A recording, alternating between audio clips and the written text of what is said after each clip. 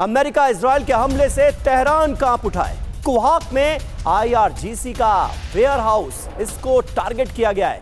बमबारी से सैन्य गोदाम में भीषण धमाका हुआ है। ये देखिए तस्वीरें, ईरान का सैन्य गोदाम जलकर खाक हो गया है। ये ईरान का बड़ा नुकसान। जबरदस्त बमबारी की गई है और सैन्य गोदाम को ही। और एक और बड़ी खबर, तेहरान से ही पूर्वी तेहरान पर सबसे ज्यादा हमले हुए।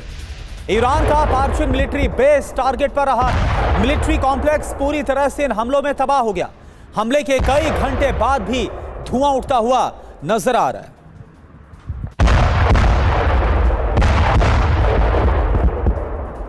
और ईरान की राजधानी तेहरान पर बड़े हमले हुए हैं और अब आपको उत्तरी तेहरान की तस्वीरें दिखाते हैं। कई किलोमीटर दूर तक यहां धमाके सुनाई दिए। आसमान में धुएं का गुबार कैसे धमाके के बाद उठता हुआ नजर आ रहा है। ये देखिए तस्वीरें। एक महीने से जारी है तेहरान पर विध्वंसक प्रहार और ये ताजा अटैक्स की तस्वीरें आपके सामने। तो तेहरान निशाने पर रहा, तेहरान टारगेट पर रहा इजराइल के। ये तीन तस्वीरें देखिए बता रही हैं कि अमेरिका और इजराइल ने मिलकर तेहरान को किस तरह निशाना बनाया है। पूर्वी तेहरान पर सबसे ज्यादा हमले हुए हैं। धमाके के बाद आसमान में धुएं का गुबार उठता हुआ जगह जगह नजर आ रहा है। और खास बात यह है कि ताजा हमलों में ईरान के एक सैन्य गोदाम को भी उड़ा दिया गया। और देखिए अब खबर सीरिया से है। सीरिया की खबर का रुख कर रहे हैं हम।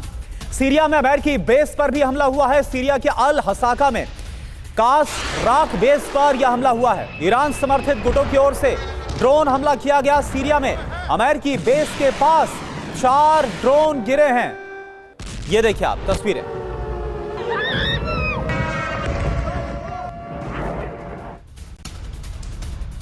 और इस बीच फारस की खाड़ी से एक बड़ी खबर आ रही है। ईरान के पास पहुंच गया है USS त्रिपोली। अमेरिका ने समंदर में ईरान की घेराबंदी की। एयरक्राफ्ट कैरियर USS त्रिपोली मध्य पूर्व पहुंच गया है। ये तस्वीरें आप देखिए। USS त्रिपोली में 3,500 नौसैनिक और मरीन्स तैनात हैं। F-35B और ट्रांसपोर्ट एयरक्राफ्ट भी इस पर मौजूद है। तो समंदर में अब ईरान की एक बार फिर घेराबंदी शुरू कर दी है अमेरिका ने।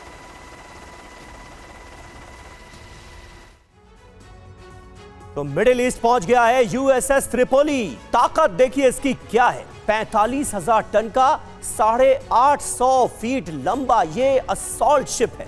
F-35 MV-22 ट्रांसपोर्ट विमान ये ले जा सकता है। एक साथ जमीनी हवाई रसद युद्ध लड़े जा सकते हैं इसी के जरिए। और इसे उतार दिया गया है अब इवैक्यूएशन और एम्फीबियस ऑपरेशन के लिए इसका इस्तेमाल अमेरिका करता है और अब इसे मिडिल ईस्ट में उतार दिया गया। बिल्कुल समीर, और देखिए खबर यह भी है कि USS त्रिपोली में स्पेशल ऑपरेशन के लिए खास यूनिट को तैनात किया गया। बड़ी बात आप समझिए।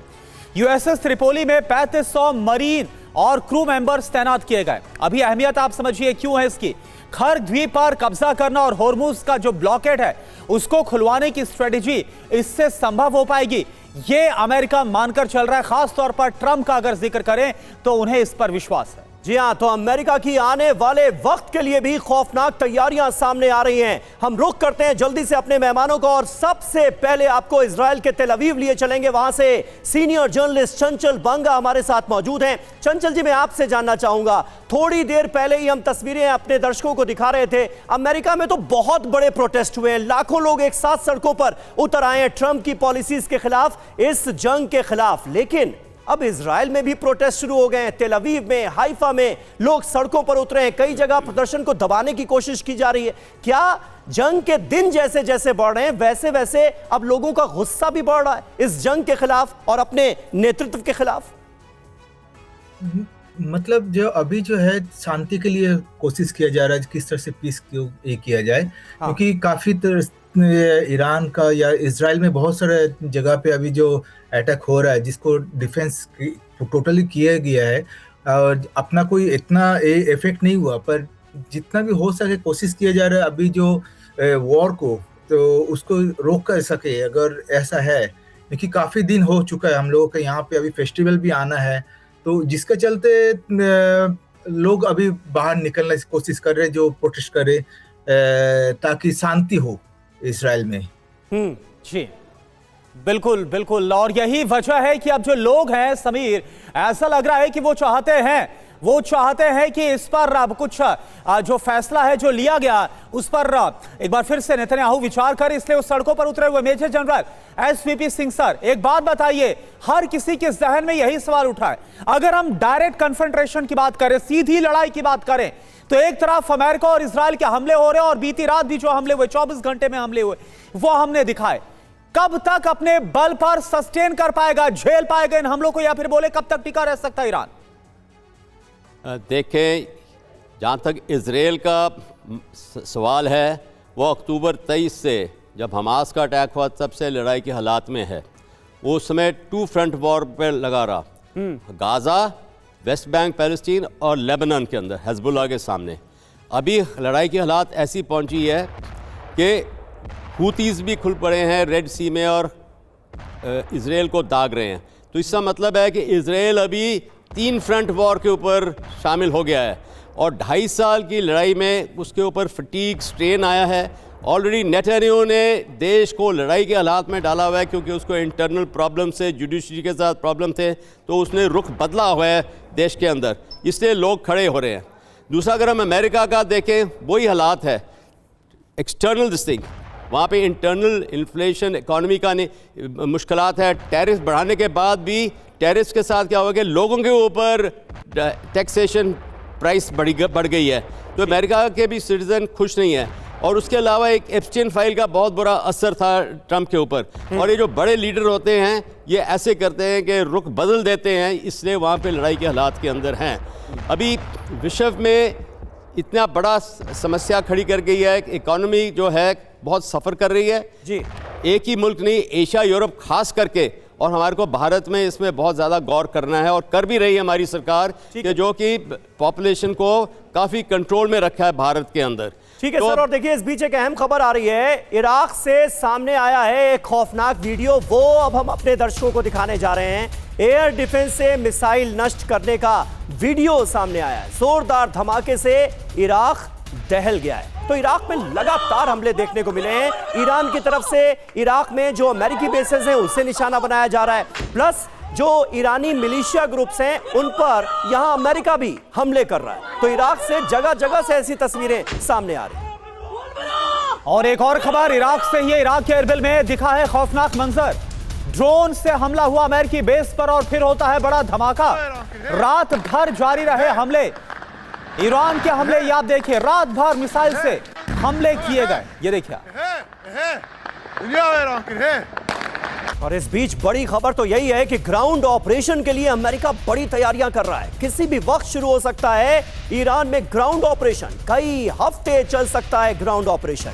अमेरिकी अधिकारियों के हवाले से वॉशिंगटन पोस्ट की ये खबर सामने आ रही। और देखिए एक और बड़ी खबर आ रही है, आप देखिए ईरान में किसी भी वक्त, जिसका भी जिक्र किया समीर ने, अब इसी बड़ी खबर को लेकर क्या डिटेल है ये आपको बता रहे हैं। किसी भी वक्त ग्राउंड ऑपरेशन की शुरुआत हो जाएगी, लेकिन सवाल तो यह है कि क्या यह वाकई में आसान हो पाएगा? अमेरिका शुरू कर सकता है ग्राउंड ऑपरेशन, राष्ट्रपति ट्रंप की हरी झंडी का अब बस इंतजार है। Ground operation full scale war जैसा नहीं होगा, स्पेशल ऑपरेशनल फोर्सेस इसमें शामिल होंगी, पारंपरिक ग्राउंड फोर्स ऑपरेशन में शामिल होंगी। कई हफ्ते के ग्राउंड ऑपरेशन की तैयारी है।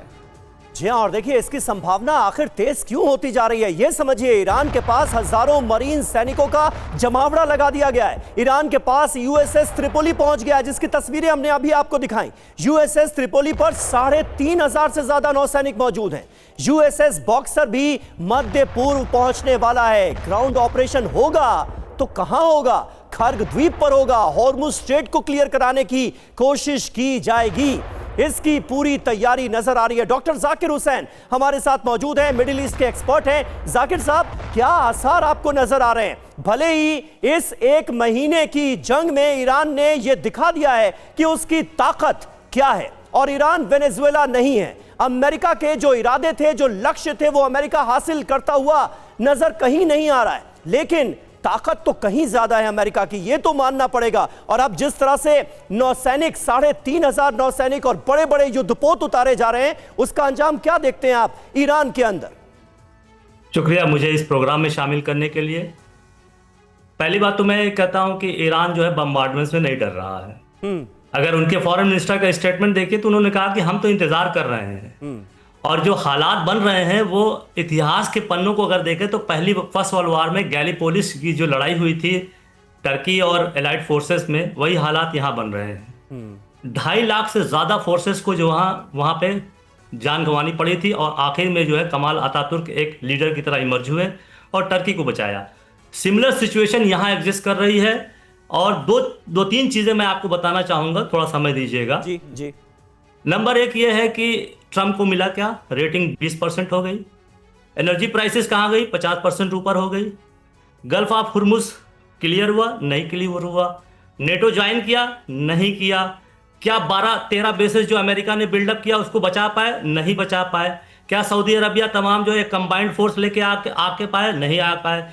सबसे बड़ी बात जो है इजराइल जो कि अभेद किला अभी तक था, क्या वो बच पाया? आपने खुद दिखाया कि वहाँ की पब्लिक जो है रॉयट करने लगी है। यहाँ पे मामला बिल्कुल उल्टा हो गया है। था कि हम ये चाह रहे थे, अमेरिका चाह रहा था कि ईरान में जो है पिच बैटल होगी, लेकिन पिच बैटल इजराइल में हो रही है। और आप देखिए भागने वालों की संख्या कितनी हो गई है। अभी ईरान जो है डेमोना जो है दुनिया के सबसे सेफेस्ट जोन था, उस पर अटैक कर दिया, कई अटैक किए गए। तो इजराइल की जो फ्री फॉल जो है हिजबुल्लाह की और ईरान की जो मिसाइल्स गिर रही हैं, इजराइल कहीं नहीं एग्जिस्ट कर रहा है। उसके आर्मी चीफ भी चिल्लाने लगे कि आर्मी जो हमारी थक गई है 2.5 साल से लड़ते लड़ते। और इधर जो है ईरान ने स्टेप वाइज जो है इस वार को एस्केलेट किया है, हुतीज ज्वाइन कर लिए हैं। और अगर सऊदी अरबिया वगैरह जो है इसमें ज्वाइन करते हैं तो मैं एकदम 100% यकीन में हो सकता ना हो, लेकिन ये ग्राउंड ऑपरेशन हुतीज करेंगे। 1 लाख फोर्स लेके बैठे हुए हैं। और तीसरी बात है, अगर इजराइल इनके ऊपर अटैक करता है हुतीज पर, तो ये रेड सी को जाम कर देंगे। तो ये सारा खत्म हो जाएगा। और दूसरी बात, एक बात, रशिया का रोल आप देखिए। ज़ेलेंस्की साहब यहाँ आके एग्रीमेंट करते हैं सऊदी अरब से और कतर से कि हम तुमको जो है शाहिद ड्रोन को मिलाने के लिए एक एग्रीमेंट करेंगे। तो क्या इसने रशिया को गुस्सा नहीं दिलाया होगा? रशिया को गुस्सा दिलाया है। उसने पहला स्टेप ये चला है कि उसने कहा है कि 1 अप्रैल से लेकर जुलाई तक हम ऑयल अपने रोक देते हैं टेम्परेरी। हुर्मुज से ऑयल खत्म, रशिया का ऑयल खत्म, तो दुनिया एक बहुत बड़े कोरोना से भी ज्यादा बड़े संकट की तरफ जा रही है। और मेरा एक ही कहना है, ईरान को हल्का मत समझे अमेरिका मॉडर्न वॉरफेयर में बिल्कुल फेल हो गया है। और अगर इस दुनिया में शांति चाहिए तो दुनिया के सारे लोग जो हैं, सारी कंट्रीज जो हैं, मिलकर इस युद्ध को खत्म कराएं। एक ऑनरेबल एग्जिट जो है ट्रंप को दें ताकि उनकी पैम्परिंग। बिल्कुल। और डॉक्टर हुसैन, जैसा आपने कहा कि कहा तो यह समझा था ट्रंप और नेतन्याहू ने कि युद्ध शुरू होगा तो ईरान के अंदर इस्लामिक शासन को खत्म करने को लेकर आवाज और बुलंद होगी। उल्टा इजराइल और अमेरिकी सत्ता के खिलाफ अब आवाज वहां के लोग बुलंद कर रहे हैं। ईरान युद्ध पर अमेरिका के उपराष्ट्रपति जेडी वेंस ने एक बड़ा बयान दिया है। ईरान में अभी युद्ध जारी रखना होगा, ये जेडी वेंस कह रहे हैं। और कहते हैं कि हमने अपने सभी उद्देश्य पूरे कर लिए, ईरान में सभी लक्ष्य पूरे कर लिए। अमेरिका ने ईरान को लंबे समय तक जंग से दूर रखने के लिए अभी जंग जारी है और इसे कुछ दिनों तक जारी रखना जरूरी है, ये जेडी वेंस कह रहे हैं, अमेरिका के वाइस प्रेसिडेंट। और देखिए एक और बड़ी खबर, बुशहर न्यूक्लियर प्लांट्स में बिगड़ रहे हैं हालात। रूस की परमाणु एजेंसी ने जारी की है चेतावनी, हमले हुए तो फैल सकता है रेडिएशन। यह एजेंसी की तरफ से कहा गया। रूस की सरकारी परमाणु निगम रोसटॉम के प्रमुख ने वार्निंग दी है। बुशहर पर तीसरी बार हुआ था हमला और यह कह दिया गया रूस से कि अगर अगली बार हमला हुआ तो फिर रेडिएशन लीक का बहुत बड़ा खतरा। और आप समझिए कि इसके बाद पूरे अरब में यह खतरा बहुत ज्यादा बढ़ जाएगा। तो देखिए ये अपने आप में बहुत महत्वपूर्ण है। बुशहर संयंत्र इस वक्त खतरे में है। अरब में रेडिएशन जंग का खतरा है। रूस की चेतावनी क्या है? बुशहर न्यूक्लियर प्लांट के पास हालात बिगड़ते नजर आ रहे हैं। प्लांट के पास हमले न्यूक्लियर सेफ्टी के लिए सीधा सीधा खतरा है। ये एलेक्सी लिखाचेव की तरफ से कहा गया है, जो कि रोसटॉम के प्रमुख हैं। और जरूरी बातें देखिए क्या है। बुशहर न्यूक्लियर प्लांट में 70 टन न्यूक्लियर फ्यूल मौजूद है। रिएक्टर या फ्यूल स्टोरेज को नुकसान हुआ तो रेडिएशन का खतरा निश्चित तौर पर बढ़ेगा। और रेडिएशन लीक हुआ तो क्या होगा? यूएई 24 घंटे में तबाही यहां पर मच जाएगी। ओमान की बात करें 36 घंटे में रेडियो एक्टिव प्लूम पहुंच जाएगा। सऊदी अरब की बात करें तो 48 घंटे में बर्बादी यहां पर मच सकती है। फारस की खाड़ी समंदर का पानी दूषित हो सकता है। दावा क्या है? इजराइल ने ईरान के 5 प्लांट्स को टारगेट कर लिया। हालांकि रेडिएशन लीक की कोई खबर अभी तक सामने नहीं आई है। कार्तिकेय काले सर, आप मुझे एक बात बताइए, हालांकि वो तो हम देख रहे हैं कल भी जिस तरह से बुशहर पर हमला किया गया, लेकिन अब जिस तरह से रेडिएशन के खतरे की बात रूस की तरफ से जाहिर की जा रही है, और यह बड़ा खतरा ना सिर्फ ईरान पर रहेगा बल्कि अरब के खाड़ी के देशों पर भी विध्वंस का खतरा मंडरा रहा है, तो क्या इसके जरिए एक तरह से जो रूस है वो यह आगाह करने की कोशिश कर रहा है अरब के देशों को कि वो वक्त रहते अमेरिका और इजराइल को समझाएं ताकि यह युद्ध जल्द से जल्द खत्म हो पाए? देखिए, न्यूक्लियर रिएक्टर यदि ऑपरेटिव है, और जो कि मुझे लगता है कि इस लड़ाई में ऑपरेटिव रहा होगा, तो डेफिनेटली अगर एक ऑपरेटिव और ऑपरेटिंग न्यूक्लियर रिएक्टर पे आप हमला करेंगे तो उसमें रेडियो एक्टिविटी होने की बहुत ज़्यादा संभावना है। एक्सप्लोजन भी हो सकता है, सिंपैथेटिक डेटोनेशन भी होता है, तो कई सारी चीज़ें हो सकती हैं और डेफिनेटली वो खतरा है। परंतु यदि वो न्यूक्लियर रिएक्टर एक्चुअली शटडाउन है या किसी कारण के लिए उसको बंद कर देते हैं, स्पेशली सुरक्षा की दृष्टि से, तो डेफिनेटली उसमें ऐसा कुछ इस प्रकार का कोई एक्सप्लोजन नहीं होगा। रेडियो एक्टिव लीक डेफिनेटली हो सकती है, परंतु वो लीकेज कितना स्प्रेड करेगी वो डिपेंड करेगा कि वहाँ की पर्टिकुलर विंड कंडीशंस कैसी हैं और एग्जैक्टली कितना लीकेज जो है, दैट मीन्स कितना यूरेनियम जो है हवा में गया है उस पर एग्जैक्टली। तो इस प्रकार से यदि देखा जाए साइंटिफिकली तो ये खतरा डेफिनेटली है, बिकॉज लड़ाई में कुछ भी हो सकता है, परंतु इस पर ज़्यादा मतलब मुझे नहीं लगता कि रियली इजराइल का एम जो है वो एक वर्किंग न्यूक्लियर प्लांट को डिस्ट्रॉय करके और इस तरह की बर्बादी करना होगा, ये पॉसिबल मुझे लग नहीं रहा है। परंतु डेफिनेटली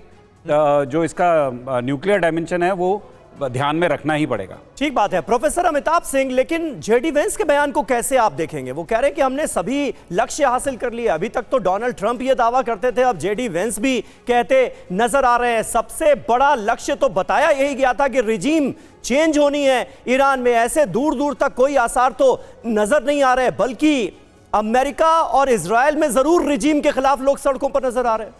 देखिए, जेडी वैंस अब तक इस वॉर में इन्वॉल्व नहीं थे, आपने देखा होगा। हाँ। सारा बातचीत जो है वो मार्को रूबियो और प्रेसिडेंट ट्रंप खुद कर रहे थे। जेडी वैंस को इससे अलग रखा गया था क्योंकि वो भावी प्रेसिडेंशियल कैंडिडेट हैं ट्रंप साहब के बाद, तो उनको इस ईरान की आग से अलग रखा गया था। लेकिन जेडी वैंस और प्रेसिडेंट ट्रंप भी कहते हैं the entire nuclear programme of Iran has been obliterated, यानी हमने विनाश कर दिया। फिर जेडी वैंस कह रहे हैं हमारे मिलिट्री ऑब्जेक्टिव्स पूरे हो गए, तब आपके सिविलियन ऑब्जेक्टिव्स जो था ईरान की रिजीम को बदलना, वो तो पूरा नहीं हुआ है, यानी आप उसके पीछे लगे हैं। और आप ये भी जानते हैं कि वो जिस दिशा में ये युद्ध जा रहा है वहां की रिजीम आसानी से नहीं बदलेगी अगर आप बूट्स ऑन ग्राउंड भेज भी दें।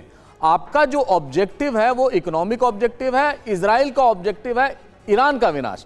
ये दो ऑब्जेक्टिव्स में, और अब तीसरा ऑब्जेक्टिव गल्फ कोऑपरेशन कंट्रीज के हैं कि किसी भी तरह से ये युद्ध को रोका जाए, नहीं तो जो उनका विनाश हो रहा है, अमेरिकन स्ट्रैटेजिक इंटरेस्ट जो इनके कंट्रीज में है उनके चलते ईरान इन पर अटैक कर रहा है।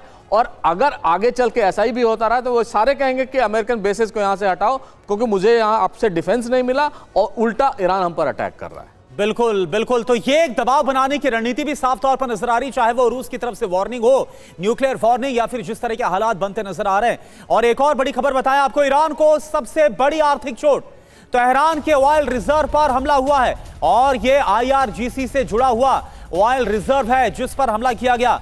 आग की लपटों में घिरा है ऑयल रिजर्व। ये देखिए आप तस्वीरें।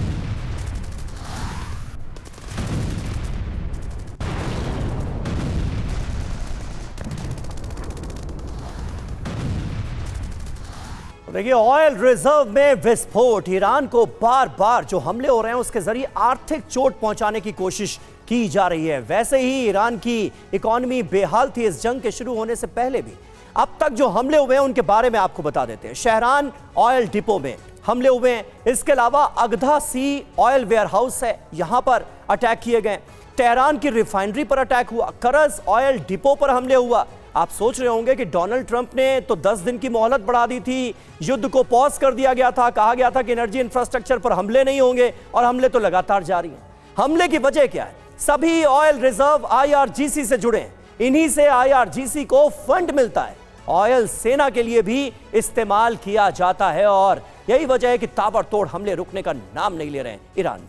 बिल्कुल समीर, और देखिए IRGC को कमजोर करने की कोशिश है। बड़ी बात है, आप समझिए, शहरान ऑयल डिपो में 11 स्टोरेज टैंक्स हैं, करीब 260 मिलियन लीटर ऑयल रिजर्व यहां पर है। हर दिन 70 लाख लीटर ईंधन की जो सप्लाई है वो होती है। बिल्कुल, और हमारे सहयोगी, हमारे संवाददाता वॉर जोन में मौजूद हैं मनीष झा, वो हमारे साथ सीधे जुड़ रहे हैं। मनीष, आपसे जानना चाहूंगा, क्योंकि थोड़ी देर पहले ही इजराइल की तस्वीरें हम दिखा रहे थे जहां पर लोग अब सड़कों पर निकल आए हैं, प्रोटेस्ट शुरू हो गए हैं। हमने देखा था गाजा पर जब अटैक होते थे तब भी इस तरह के प्रोटेस्ट होते थे, लेकिन इस बार क्या ज्यादा प्रोटेस्ट हो रहे हैं? क्योंकि कई जगहों पर लोगों को गिरफ्तार किया गया है, प्रदर्शन को दबाने की कोशिश की जा रही है।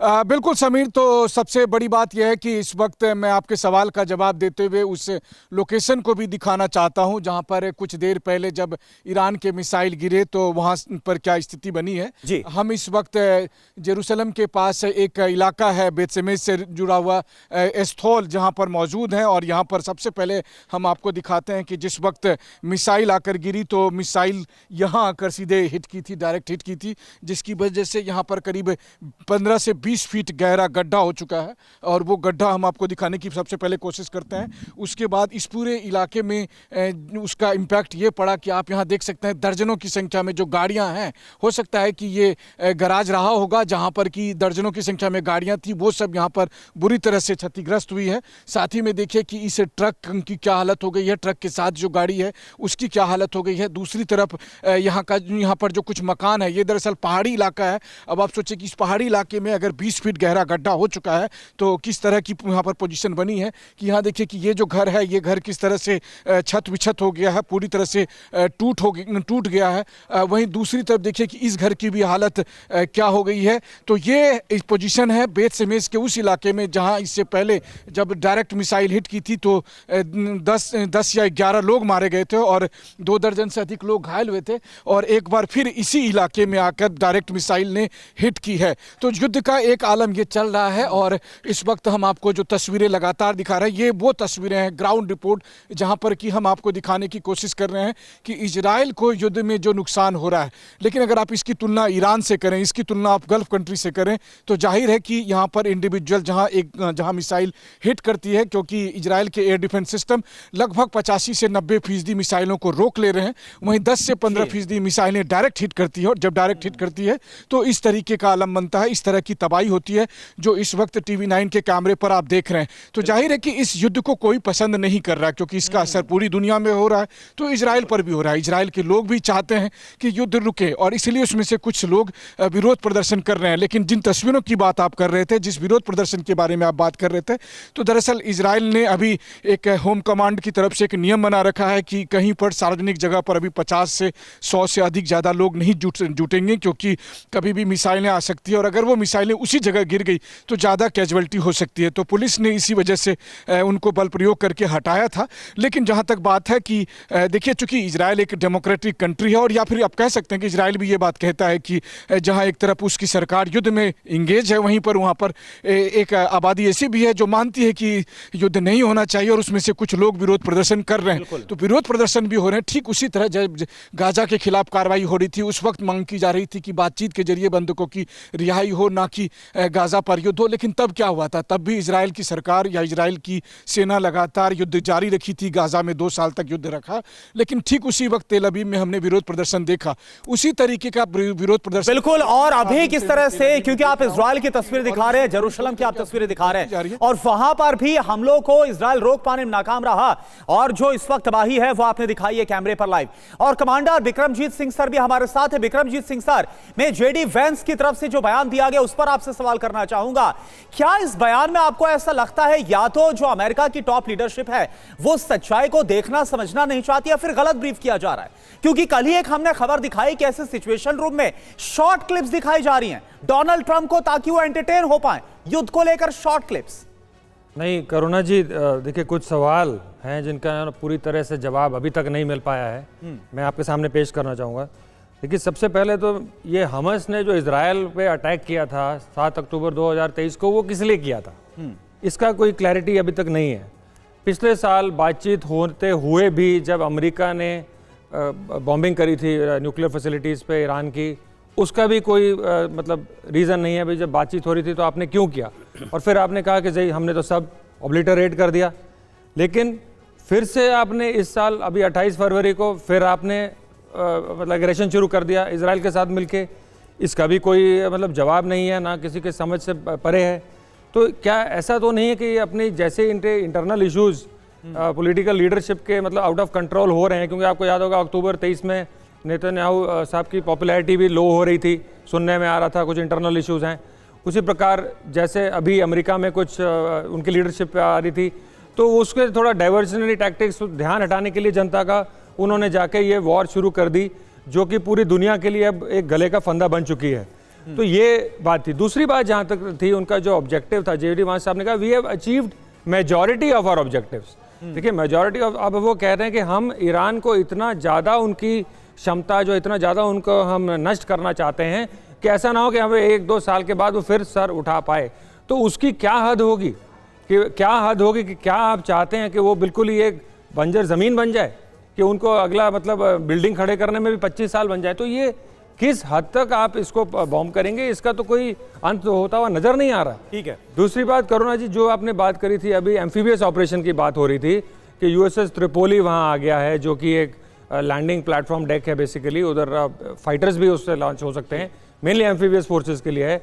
बॉक्सर भी वहाँ आ गया है। आप इतनी तबाही मचाने का जो ये मतलब साजो सामान इकट्ठा कर रहे हैं, उसका फ़ायदा किसको होना है? ये पॉज मुझे लगता है दिया गया था ये ईस्टर वगैरह को कंसीडर करते हुए। और वो भी ये तब हो रहा है जब तमाम एक्सपर्ट्स ये मानते हैं, खुद अमेरिकन एक्सपर्ट्स भी ये मान रहे हैं कि अगर ग्राउंड ऑपरेशन शुरू किया जाता है ईरान के अंदर, तो ये बड़ा आत्मघाती कदम होगा अमेरिका के लिए भी, अमेरिकी फोर्सेस के लिए भी। और उसके बावजूद भी हम देख रहे हैं तैयारियां तो हो रही हैं। और देखिए ईरान के खिलाफ अमेरिका का बड़ा ऑपरेशन, B-2 बॉम्बर से ईरान के कई टारगेट्स पर हमले किए गए। हमले के बाद वापस लौटे B-2 बॉम्बर्स। ईरान में ऑपरेशन के बाद ब्रिटेन पहुंचे हैं B-2 बॉम्बर्स, और ये उस दौरान की तस्वीरें। तो B-2 बॉम्बर्स का इस्तेमाल किया गया है ईरान पर ताज़ा हमलों को अंजाम देने के लिए, और ईरान पर हमला करने के बाद अमेरिकी बॉम्बर्स वापस लौटे। और मनीष झा हमारे सहयोगी इस वक्त जेरूसलम के पास का इलाका है बेत शेमेश, वहां पर मौजूद हैं, और वहां पर थोड़ी देर पहले एक मिसाइल भी गिरी है, उससे बर्बादी भी हुई है। क्या मनीष ये माना जाए कि अमेरिका में जिस तरह से लाखों लोग सड़कों पर उतर रहे हैं, इजराइल में भी अब लोगों का विरोध देखने को मिल रहा है, इजराइल को भारी नुकसान भी पहुंच रहा है जगह जगह जो ईरान के तरफ से हमले हुए हैं उसमें, तो क्या एक फटीग नजर आ रहा है क्या? और जो लोग पहले पूरी तरह से इस जंग के समर्थन में नजर आ रहे थे और कह रहे थे कि नहीं अब आर या पार की जंग हो ही जानी चाहिए, निपटारा हो ही जाना चाहिए ईरान का, क्या अब उनके रुख में भी बदलाव आप देख रहे हैं क्या वहां पर रहकर? देखिए, इजराइल हो या अमेरिका हो, इस वक्त तो मुझे कम से कम इस खंडहर हुई इमारत के भीतर से तो यही समझ में आ रहा है कि हालत यही है कि दर्द भी हम ही देंगे, दवा भी हम ही करेंगे। तो वो अपने यहाँ प्रोटेस्ट भी करते हैं, लेकिन इतिहास गवाह है कि वियतनाम के युद्ध में भी सबसे अधिक प्रोटेस्ट अमेरिका में ही हुआ था कि वापस करो, सेना को वापस लाओ, लेकिन कई साल तक वो लड़ाई चलती रही। इराक में भी हमने देखा कि 2 दशक तक लड़ाई चलती रही। अफगानिस्तान भी लगभग 2 दशक तक सेना, अमेरिकी सेना वहाँ पर मौजूद थी, और फिर एक पॉलिटिकल नैरेटिव बना कि सेना को विड्रॉ किया जाए, और फिर प्रेसिडेंट बाइडेन ने यह फैसला किया। तो अमेरिका में, इजराइल में ये कोई नई बात नहीं है कि विरोध प्रदर्शन होते हैं। लेकिन देखिए, सबसे बड़ी बात है कि दोनों, और वो क्यों नहीं होंगे? आप सोचिए कि अगर अभी हम एक घर दिखा रहे हैं, आप सोचिए कि इसका घर तबाह हो गया, तो अब इसके मन में तो सरकार के लिए गुस्सा होगा, इसके मन में सेना के लिए गुस्सा है, इसको लग रहा है कि भाई ये युद्ध बंद होना चाहिए ताकि हम बच सके। और ऐसा नहीं है कि ये मिलिट्री वाले लोग हैं, ये नॉर्मल लोग हैं। उसकी गवाही देखिए कि इस वक्त मैं जहाँ पर हूँ, और आप ये देखिए कि यहाँ तमाम तरह की किताबें हैं लोगों के घर के, तो ये सामान देखकर कोई कह देगा कि ये सब सामान देख लीजिए, ये सब सामान देखकर कोई कह देगा कि ये किसी ऐसे व्यक्ति का घर है जो पढ़ने लिखने वाला व्यक्ति है, या फिर इस तरीके का है जो एक पारिवारिक व्यक्ति है, उसके तमाम इस तरह के सामान यहाँ पर मौजूद हैं। और वो सामान चीख कर इस बात की गवाही दे रहे हैं कि युद्ध की कीमत आम आदमी कैसे चुकाता है। लेकिन हाँ, युद्ध का फैसला सरकार का है, युद्ध को लड़ने की जिम्मेदारी सेना की है, और वो चाहे इजराइल में हो या अमेरिका में, वो डिसाइडेड है। जेडी वेंस इसलिए मना कर रहे हैं क्योंकि जेडी वेंस को अगला इलेक्शन लड़ना है, तो उनको वो अपने आप को अलग कर रहे हैं। लेकिन इस वक्त फैसला लेने का अधिकार जेडी वेंस को नहीं बल्कि प्रेसिडेंट ट्रंप को है, और प्रेसिडेंट ट्रंप ये मानते हैं कि इस युद्ध में ईरान को हम सबक सिखाएंगे। अब वो सबक सिखा पाते हैं कि नहीं, ये अलग बात है, लेकिन अभी फिलहाल वो युद्ध। ठीक है, बिल्कुल मनीष आपको रोक रहे हैं क्योंकि वक्त बहुत कम है। चंचल भांगा जी, आपसे मैं जानना चाहूंगा, जैसे प्रोटेस्ट इजराइल के अंदर भी हो रहे हैं, क्या एक भारी दबाव नजर आ रहा है कि युद्ध को जल्द से जल्द इजराइल वाइंड अप करे? लग रहा है आपको ऐसा? देखिए, कोशिश तो किया जाता है क्योंकि हर चीज का मतलब एक तो अंत होना चाहिए, और इसमें जो इफेक्ट जो हो रहा है आम पब्लिक को हो रहा है, जो एक ही खाली वॉर के लिए भी नहीं है कि एक डेमोक्रेटिक के लिए भी हो रहा है, जो नेतन्याहू के लिए है, और जो भी पिछले जो भी बातें हुए थे उसको पूरा करने के लिए। और अभी तो हम बाहर ज्यादा नहीं जा सकते, जितना भी हो सके, जितना भी, क्योंकि वॉर का जो नियम कानून है उसको हम लोग को पालन करने पड़ते हैं यहाँ पे। और प्रोटेस्ट जो वो तो हो गई, हर वीक में होता ही है जी। तो अभी जो है फिर से चालू हुआ है हमारे प्रोटेस्ट, जो ये वॉर के चलते थोड़ा। ठीक है, तो एक तरफ प्रोटेस्ट शुरू हो गए हैं और दूसरी तरफ हमने देखा दो बहुत इंपॉर्टेंट बयान इजराइल के जो चीफ ऑफ आर्मी स्टाफ हैं उन्होंने बेंजामिन नेतन्याहू की रणनीति पर सवाल उठाए, और जो ऑपोजिशन के नेता हैं वो तो सवाल उठा ही रहे हैं। तो कुल मिलाकर जो हालात हैं वो आपके सामने हैं। हमारे सहयोगी मनीष झा भी वॉर जोन से लगातार बने हुए हैं, तस्वीरें वो दिखा रहे थे बेत शेमेश की, जहां पर हमला हुआ है, तबाही हुई है। सभी खास मेहमानों का बहुत बहुत शुक्रिया अदा करना चाहेंगे हमारे साथ इस चर्चा का हिस्सा बनने के लिए।